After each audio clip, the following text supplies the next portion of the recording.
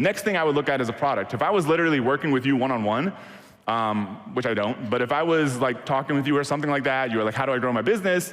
The next thing first I would ask you like, what's already working? How are you getting customers? If there wasn't really anything there, the next thing I would look at is the product side. So with us, we were good. Like I said, the product was already good. We didn't really have to do any work on the product side. When I started working on one of these funnels for Mike's business, he has this really cool flashlight called the Sentinel 1300. I literally created a video where I have a Land Rover, and I was running over it with my car while I was like videoing it.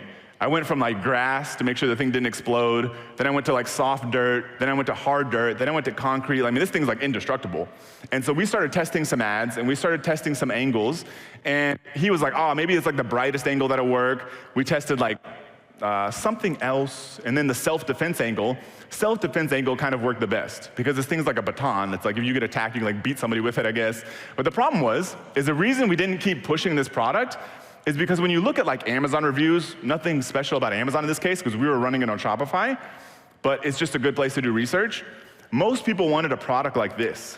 They want something small, because you'll see lots of testimonials like this that are like, I've carried this light with me just about 24/7. His doesn't have a belt clip or any of that kind of stuff. These are people that are like plumbers, they do security, maybe some sort of like military or law enforcement or something like that, where they're literally carrying this thing strapped to them, beating it up all day long. That's not really what he sold, even though it's a very high quality product. So for him, we could have kept trying to beat this thing to death, trying to drive more ads, optimize, tweak, that kind of thing. He's better off saying like, hey, I'm just, if he wants to, create that kind of product instead.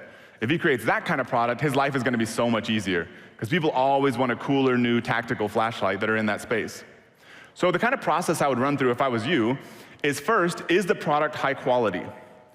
These are just kind of a checklist of 3 things. So first thing, is it high quality? If yes, you can go to the next step. If not, fix it or replace it.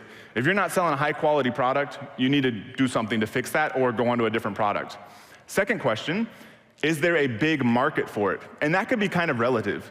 If your business is doing, $10K a month or something, a big market could mean that you could sell $1 million a year with that product.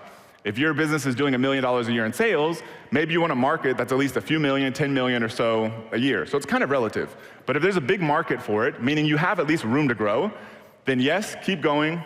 If not, find a new product. You can always use these things as like back-end products to offer. Third question, does it have good differentiation? If you don't have anything interesting to talk about with the product, you should probably be selling something else, at least as your thing that's kind of your front-end offer to get attention. So if it has good differentiation, then great, you're on to the next step. You're ready to start the sales funnel. If not, find a new product. And you can always use that same product to sell to the customers that you get from somewhere else. So this is what the kind of process looks like, the same exact questions that I literally just asked.